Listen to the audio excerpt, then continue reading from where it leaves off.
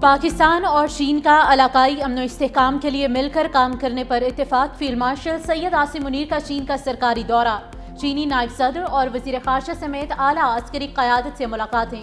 دونوں ممالک کا پاک چین اسٹریٹجک شراکت داری کے عزم کا اعادہ۔ سی پیک کے تحت ابھرتے علاقائی اور عالمی منصبنامے پر بات چیت۔ دونوں ممالک کی قیادت کا دو طرفہ تعلقات کی گہرائی پر اطمینان کا اظہار۔ دونوں ممالک کا شراکت داری بڑھانے کے لیے مل کر کام کرنے پر اتفاق۔ چینی حکام نے خطے میں امن و استحکام کے لیے پاکستان کی مسلح افواج کے کردار کی تعریف کی۔ پیپلز لبریشن آرمی کے ہیڈ کوارٹر پہنچنے پر فیلڈ مارشل سید عاصم منیر کا پرتپاک استقبال، گارڈ آف آنر پیش کیا گیا۔ فیلڈ مارشل نے پیپلز لبریشن آرمی کے جنرل چند سے ملاقات کی، جس میں دفاعی سلامتی تعاون پر جامع تبادلہ خیال ہوا۔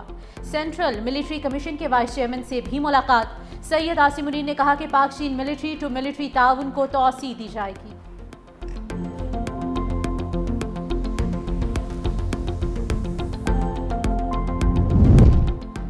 نائب وزیر اعظم اسحاق ڈار ایک روزہ دورے پر نیو یارک سے واشنگٹن پہنچ گئے۔ ترجمان دفتر خارجہ کے مطابق پاکستانی سفیر رضوان سعید شیخ اور سفارت خانے کے اعلیٰ حکام نے نائب وزیر اعظم کا استقبال کیا۔ اسحاق ڈار آج امریکی ہم منصب مارکو روبیو سے ملاقات کریں گے۔ ملاقات میں پاک امریکہ دو طرفہ تعلقات، تجارت، سرمایہ کاری اور اقتصادی تعاون پر بات چیت ہوگی۔ نائب وزیر اعظم معروف امریکی تھنک ٹینک دی اٹلانٹک کونسل سے اہم خطاب کریں گے۔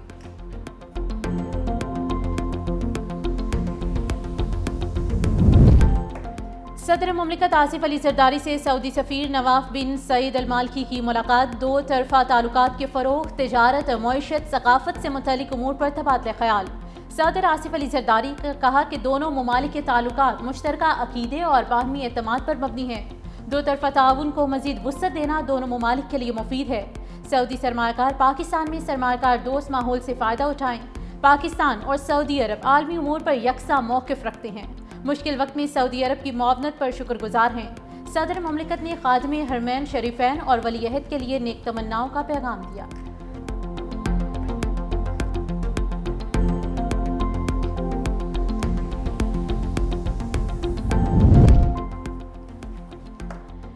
وزیر اعظم شہباز شریف سے یورپی یونین کی سفیر رینا کیونیکا کی الوداعی ملاقات۔ وزیر اعظم نے پاکستان میں یورپی یونین کے کردار اور سیلاب کے دوران معاونت کو سراہا۔ جی ایس پی پلس اسکیم کے لیے حکومتی عزم کا اعادہ۔ دونوں رہنماؤں کے درمیان سیاسی تجارتی امور پر تبادلہ خیال۔ یورپی سفیر کا پاکستان سے ملنے والے تعاون پر اظہار تشکر، کہا برسلز میں بھی پاک یورپی تعلقات کو فروغ دیتی رہیں گی۔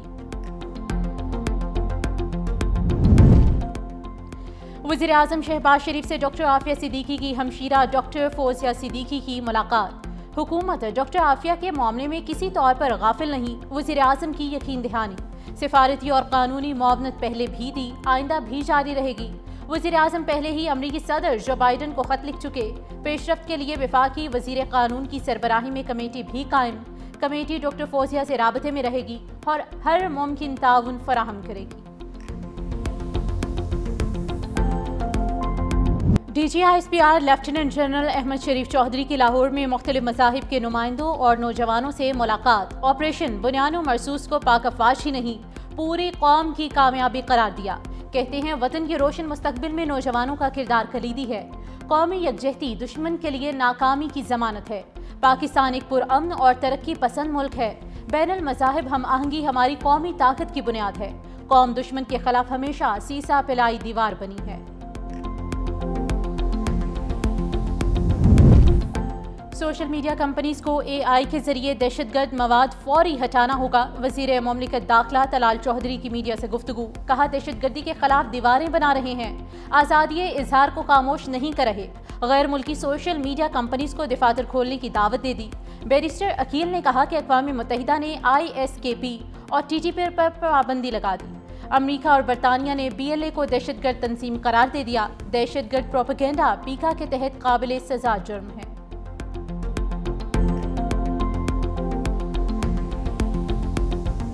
گلگت بلتستان میں سیلابی ریلوں سے تباہ کاریاں جاری۔ صبح بھر میں 9 افراد جاں بحق، 2 خواتین اور 2 بچے بھی شامل۔ درجن سے زائد افراد زخمی، 10 سے 12 افراد تاحال لاپتہ۔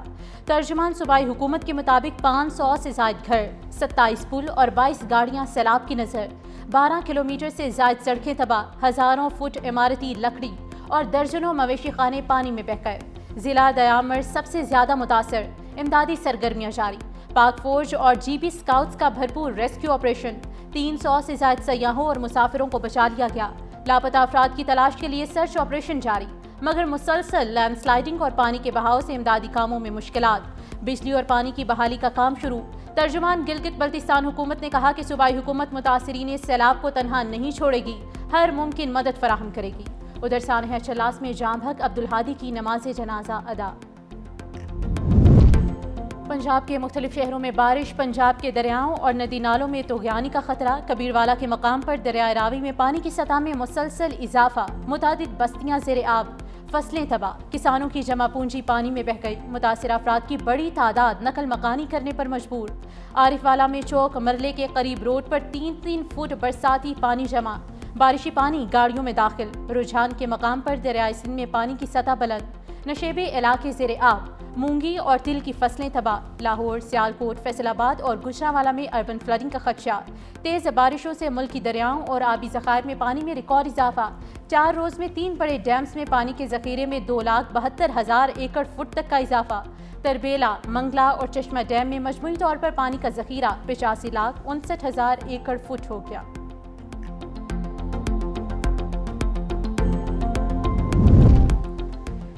بلوچستان کے ضلع دکھی میں ندی میں نہاتے ہوئے 4 بہنیں ڈوب گئیں۔ لیوی ذرائع کے مطابق علاقے کے لوگوں نے اپنی مدد آپ کے تحت 4 بہنوں کی لاشوں کو ندی سے نکالا۔ جام بحق ہونے والی بہنوں میں زرکنابی بی بی، خاتون بی بی، فریحہ بی بی اور سوا بی بی شامل۔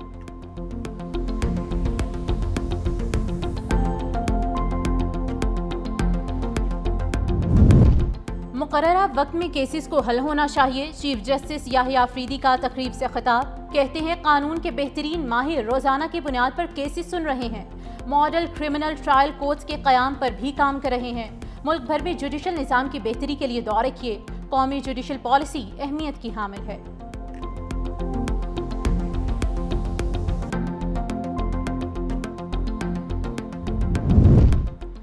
سپریم کورٹ نے قبل از وقت گرفتاری ضمانت مسترد ہونے کے بعد فوری گرفتاری لازم قرار دے دی۔ چیف جسٹس یحییٰ آفریدی کا 4 صفحات پر مشتمل اہم فیصلہ جاری۔ عدالت نے واضح کیا کہ صرف سپریم کورٹ میں درخواست دائر کرنا گرفتاری سے تحفظ نہیں دے سکتا، عبور ریلیف خودکار نہیں، واضح عدالتی اجازت ضروری ہے۔ ملزم زاہد خان کی ضمانت لاہور ہائی کورٹ سے مسترد ہوئی، لیکن پولیس نے 6 ماہ تک گرفتاری کی کوشش نہ کی۔ آئی جی پنجاب نے غفلت کا اعتراف کرتے ہوئے سرکولر جاری کرنے کی یقین دہانی کرائی۔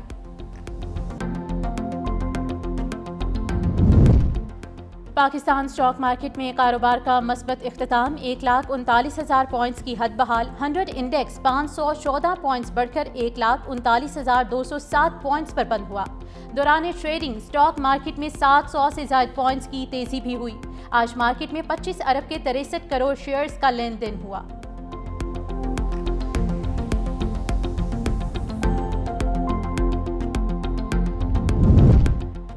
جولائی سے شرح سود 10% ہونے کا امکان، اسٹیٹ بینک کی مالیاتی پالیسی کمیٹی کا اجلاس بدھ کو طلب، پالیسی ریٹ میں 100 سے 150 بیسس پوائنٹس کمی کا امکان۔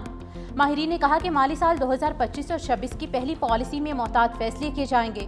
اسٹیٹ بینک نے سال بھر کے لیے 8 اجلاسوں کا شیڈیول بھی جاری کر دیا۔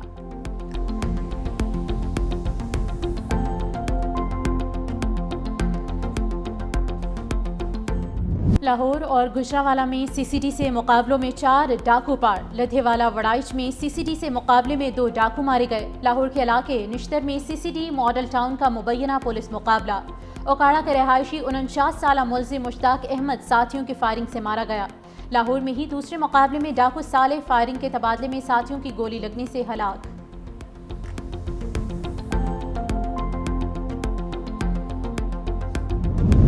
سابق بھارتی فضائی افسر نے بھارتی ایئر ڈیفنس کی قلعی کھول دی۔ ہرجیت سنگھ نے انکشاف کیا کہ بھارتی ایئر ڈیفنس نظام ایک کھلا مذاق اور افسوسناک کہانی ہے۔ افسران شدید ذہنی دباؤ اور نفسیاتی مسائل کا شکار ہیں۔ جدید ٹیکنالوجی کے دور میں بھارتی توپیں بیکار ہو چکی، ڈرونز ناقص اور ریڈار چلانا بھی خطرہ تصور کیا جاتا ہے۔ ہرجیت سنگھ نے بھارتی فوج کے اندر افراتفری، فیصلہ سازی کی ناکامی اور اندرونی کمزوریوں کو بے نقاب کر دیا۔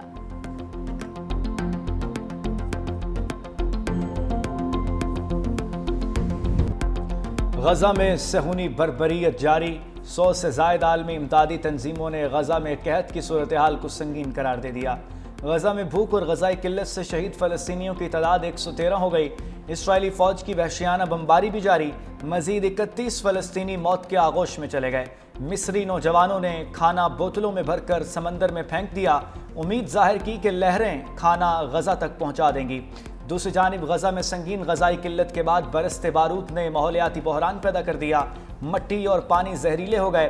55 ملین ٹن ملبہ، زہریلی دھول اور دھاتی آلودگی مٹی اور پانی میں شامل ہو رہی ہے۔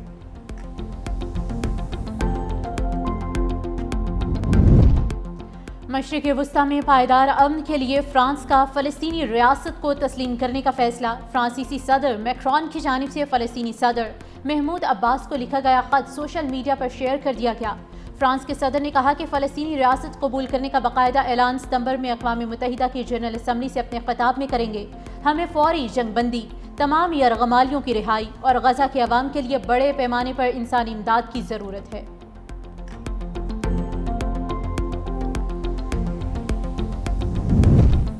غزہ میں جنگ بندی کے لیے مذاکرات میں پھر کوئی فیصلہ نہ ہو سکا۔ امریکہ اور اسرائیل نے اپنے وفود قطر سے واپس بلا لیے۔ امریکی ایلچی اسٹیوٹ کوف نے کہا حماس کے تازہ رد عمل کے بعد مشاورت کے لیے اپنی ٹیم کو بلایا گیا ہے۔ اب یرغمالیوں کو گھر لانے کے لیے متبادل آپشنز پر غور کریں گے۔ اسرائیل نے پہلے کہا تھا کہ اس نے حماس کی جانب سے اپنا رد عمل پیش کرنے کے بعد مشاورت کے لیے اپنے مذاکرات کاروں کو واپس بلا لیا ہے۔ مزید بولے، فلسطینی گروپ کا موقف واضح طور پر غزہ میں جنگ بندی تک پہنچنے کی خواہش کی کمی کو ظاہر کرتا ہے۔ امریکی صدر ٹرمپ کی ٹیک کمپنیز کے مالکان پر سخت تنقید، کہا امریکی عوام کو فائدہ پہنچانے کے بجائے دوسرے ممالک کو فائدہ پہنچانے کی اجازت نہیں دی جائے گی۔ ٹرمپ دور میں سب سے پہلے امریکہ پالیسی پر عمل درآمد ہوگا۔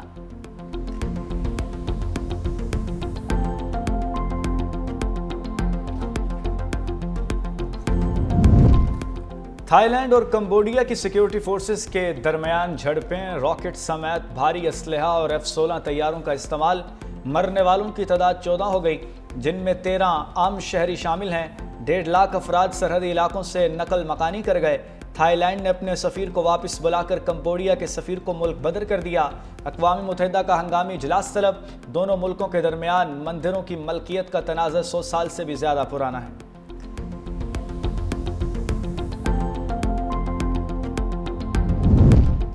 سعودی عرب کا شام میں اربوں ڈالر کی سرمایہ کاری کرنے کا اعلان۔ دمشق میں پریس کانفرنس میں سرمایہ کاری کے سعودی وزیر خالد الفالح نے کہا کہ سعودی عرب شام میں ریل اسٹیٹ اور بنیادی ڈھانچے کے منصوبوں میں تقریباً $3 بلین کی سرمایہ کاری کرے گا۔ $2.9 بلین کی سرمایہ کاری $6.4 بلین کے وسیع تر سودوں کا حصہ ہے۔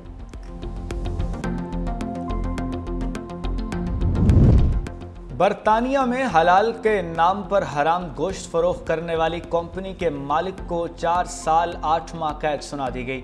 فوڈ کمپنی گزشتہ 5 سال سے ہوٹلز کو حلال کے نام پر حرام مرغی کا گوشت فراہم کر رہی تھی۔ گوشت سپلائی کرنے والی گاڑیاں بھی انتہائی گندی اور بدبودار تھیں۔ فوڈ کمپنی کے مالک 46 سالہ حامل میاں نے عدالت میں اقرار جرم کر لیا۔